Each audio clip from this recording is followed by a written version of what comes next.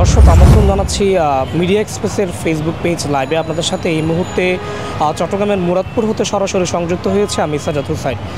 মূলত আপনারা সকলেই জানেন যে আজ বৃহস্পতিবার সারা দেশেই মূলত ছাত্রদের উপর যে আন্দোলন, ছাত্রদের উপর যে অত্যাচার, যে ব্যভিচার হচ্ছে সেটিকে নিয়ে মূলত একটি শাটডাউন ঘোষণা করেছে বৈষম্য বিরোধী ছাত্র আন্দোলন। এবং তার পরিপ্রেক্ষিতে আসলে আমরা আপনাদেরকে বর্তমানের খবরগুলো একটু জানাতে এসেছি।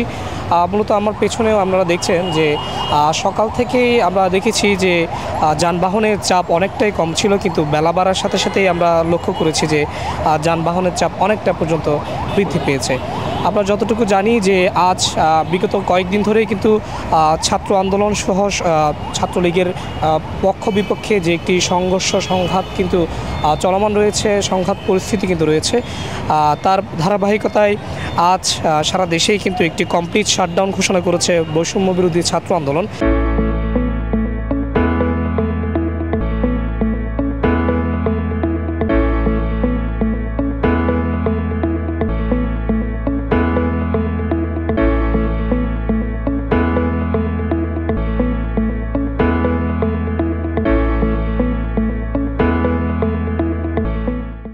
এবং যেটি গতকাল সন্ধ্যা অর্থাৎ বুধবার সন্ধ্যা 8টার দিকে কিন্তু বৈষম্য বিরোধী ছাত্র আন্দোলনের একটি ফেসবুক পেজে কিন্তু এই ঘোষণাটি দেয়া হয়েছিল।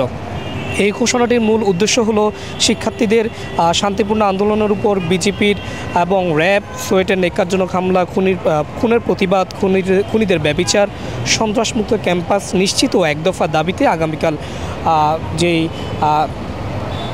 শাটডাউন সেটি কিন্তু ঘোষণা দিয়েছিল, এমনটাই লিখে তারা তাদের একটি ফেসবুক পেজে এমনটাই ঘোষণা দিয়েছিল। আমরা যেটি সকাল থেকে দেখছি যে মূলত সকাল থেকেই যানবাহনের চাপ অনেকটাই শিথিল থাকলেও বর্তমানে বেলা বাড়ার সাথে সাথে কিন্তু যানবাহনের চাপ অনেকটা পর্যন্ত বৃদ্ধি পেয়েছে। আমরা যতটুকু দেখছি যে চট্টগ্রামের প্রধান একটি মোড় কিন্তু হলো মুরাদপুর এলাকা, এবং এই মুরাদপুর এলাকায় বিগত 2-1 দিন আগেও একটি সংঘর্ষের চিত্র কিন্তু আমরা লক্ষ্য করেছি।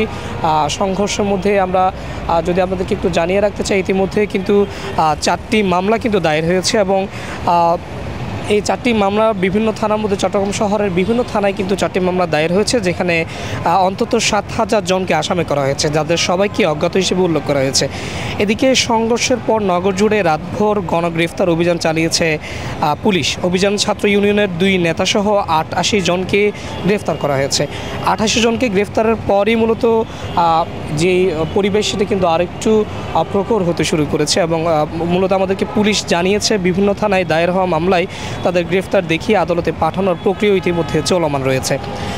শিক্ষার্থীদের উপরে আসলে বর্তমানে আমরা যেটা লক্ষ্য করছি যে সকাল থেকে যানবাহনের চাপ অনেকটা পর্যন্ত কম ছিল, যার কারণে যারা অফিসগামী, যারা বিভিন্ন প্রতিষ্ঠানে কিন্তু যাচ্ছিল সাধারণ মানুষ কিন্তু অনেকটাই বেগ পোহাতে হয়েছিল যানবাহন চলাচলের ক্ষেত্রে।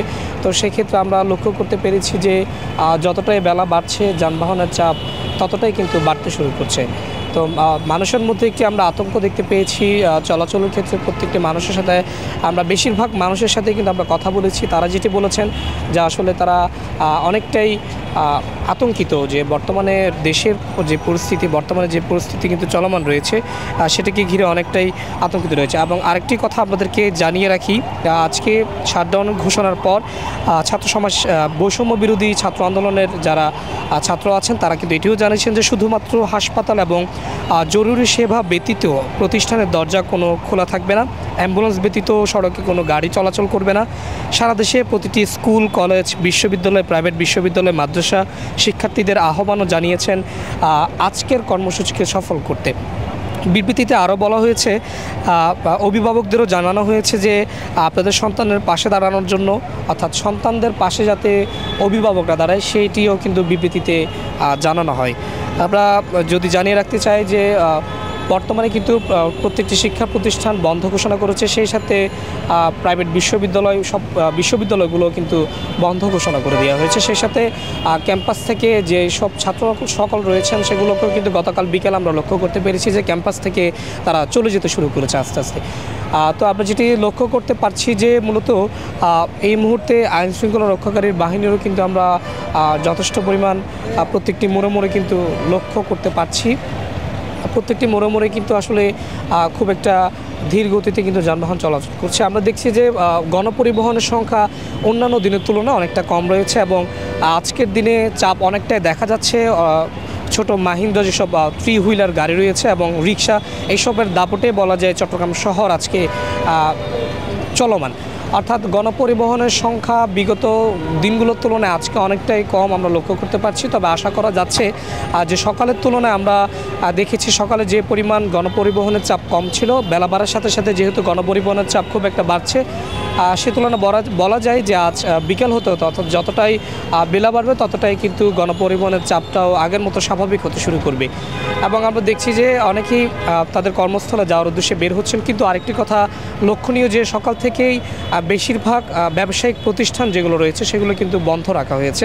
আমরা দেখছি বেশিরভাগ দোকানের শাটার কিন্তু ইতিমধ্যেই বন্ধ, যেগুলো অর্থাৎ মুরাদপুর এলাকা কিন্তু একটি জমজমাট এলাকা। অর্থাৎ এটি 4 রাস্তার মোড় এবং এখানে জমজমাট হয়ে ওঠে সকাল থেকে। কিন্তু সেই তুলনায় বলা যায় যে বেলা যতটুকু গড়িয়েছে তা তুলনায় এখানকার সড়কের আশেপাশে যে সকল প্রতিষ্ঠান, ব্যবসায়িক প্রতিষ্ঠান, শিক্ষা প্রতিষ্ঠান থেকে শুরু করে বিভিন্ন ছোটো বড়ো প্রতিষ্ঠান যেগুলো রয়েছে সবগুলোই কিন্তু আমরা বন্ধ দেখতে পাচ্ছি।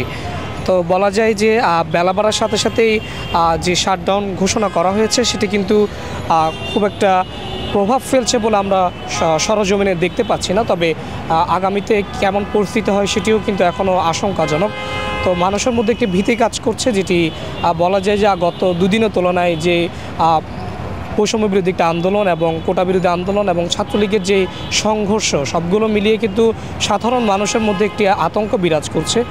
তো ইতিমধ্যে আসলে বলা যায় যে যান চলাচল স্বাভাবিক রয়েছে, তবে বেলা বাড়ার সাথে সাথে কী হতে পারে সেটি এখনও পর্যন্ত নিশ্চিত করে বলা যাচ্ছে না। তো এই ছিল আমার কাছে চট্টগ্রামের মুরাদপুর এলাকা থেকে সর্বশেষ।